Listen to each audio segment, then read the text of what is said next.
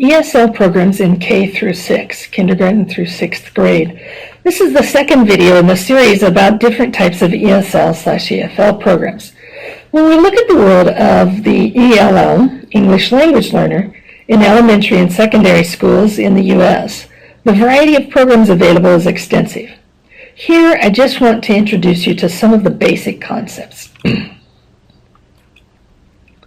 First, let's look at the pull-out programs.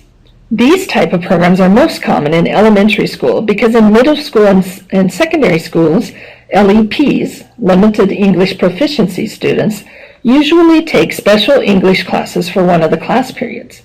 In elementary school, a version of this is for students to spend the majority of the day in regular or mainstream classes and then get pulled out of their regular class for an hour or so of specific ESL instruction.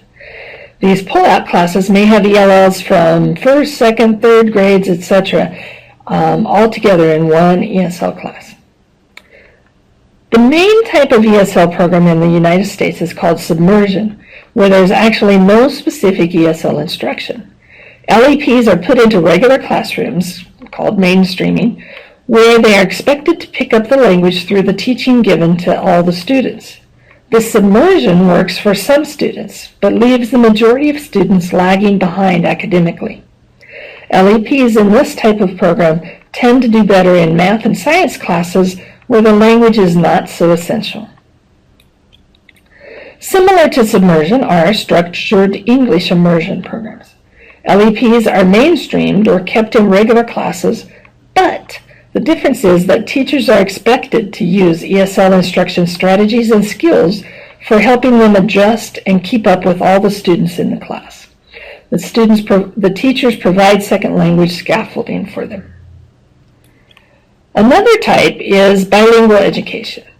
The TESOL organization believes bilingualism to be valuable and desirable. Bilingual education today is designed for learners to keep their heritage language and culture while learning English.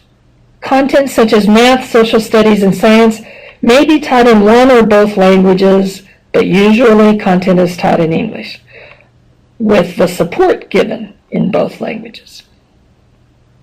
Related to bilingual education is something called two-way immersion programs.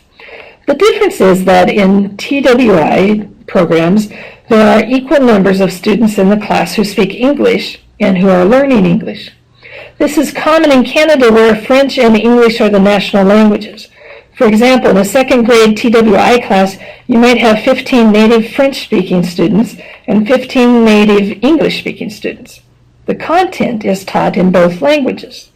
The goal is for the English-speaking students to learn French and the French-speaking students to learn English.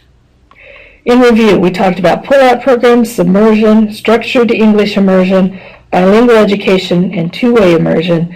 And by the way, different schools, different states, different places will use different names for these types of programs, but these are generally the type of programs that are referred to.